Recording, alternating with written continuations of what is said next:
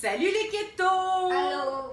Aujourd'hui, on vous revient avec une autre recette. Alors, je suis Anne-Renée, mon fils Antoine. et mon autre fils qui est encore derrière la caméra aujourd'hui, Nicolas. Bonjour.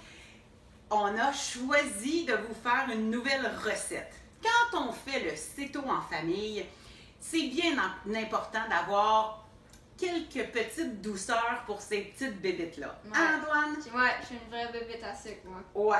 Alors aujourd'hui, on a choisi de vous faire notre Nutella, mais version C'est tout. comme ça. On a tous les bons goûts de cette friandise sans en avoir tous les glucides qui y sont normalement associés.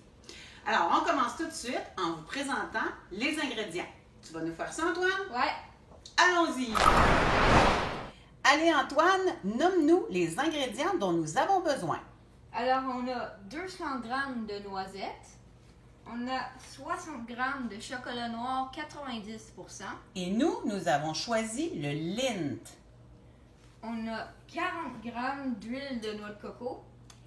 Et on a choisi l'huile de noix de coco qui est liquide. Si vous prenez de la noix de coco solide, il faut la faire fondre. 20 g de cacao en poudre non sucré. C'est celui qu'on utilise. Et en terminant, Du stevia au goût liquide. voilà, nous sommes prêts pour notre première étape. Pour notre première étape, il suffit de torréfier les noisettes au fourneau à 300 degrés Fahrenheit. Antoine, qu'est-ce que ça veut dire torréfier? Ça veut dire griller ou rôtir des graines. En partie, les graines de café. Mais cette fois, on utilise des noisettes. Voilà. Alors, voici comment on fait. On a pris une plaque de cuisson sur laquelle j'ai mis un tapis de silicone. On pourrait aussi utiliser du papier parchemin. Et on va étaler nos 200 g de noisettes ainsi. Et on va les mettre au fourneau à 300 pendant 15 minutes. Alors, on vous revient. On a sorti les noisettes du fourneau. On voit que la peau commence à se détacher. Alors, on peut prendre des essuie-tout pour les frotter. Tu veux m'aider, Antoine? Oui. Ce qu'on veut, c'est se débarrasser le plus de la peau des noisettes. Et une fois qu'elles sont débarrassées de leur peau, on les met dans notre plat de cette manière-là. Une fois qu'on a épluché nos noisettes du mieux qu'on pouvait, il y en a certaines qu'il reste la peau dessus, c'est pas grave, on va vivre avec. On les passe au robot jusqu'à ce qu'on obtienne une poudre fine. Une fois qu'on a obtenu une poudre fine avec nos noisettes, qui a l'air de ça, on va rajouter, Nicolas, le cacao. Voilà. Et Antoine, l'huile de coco. Et voilà. Et on va remixer.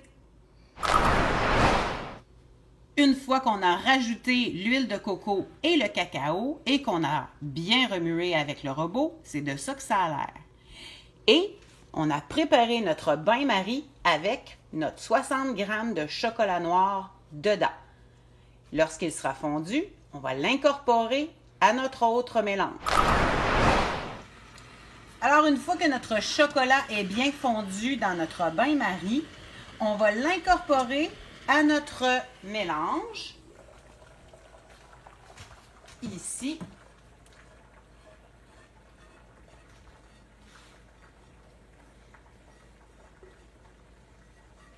C'est important de bien frotter, hein, pour le prendre tout.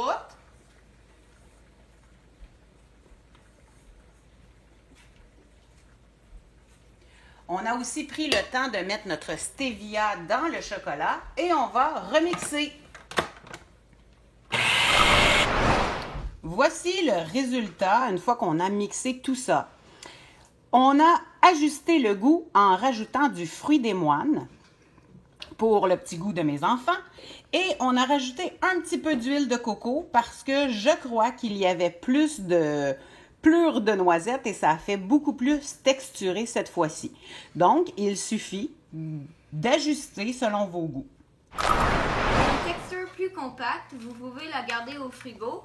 Mais si vous voulez une texture plus crémeuse, gardez-la à la température de la pièce. Exactement! Bravo les garçons! Est-ce que vous avez le goût de goûter? Oui! C'est bon? C'est bon. Ouais? Top niveau? Mm. Yes! Il va juste nous rester à refaire du pain pour pouvoir en manger en toast le matin. Bye bye les Bye. cétos! Bye!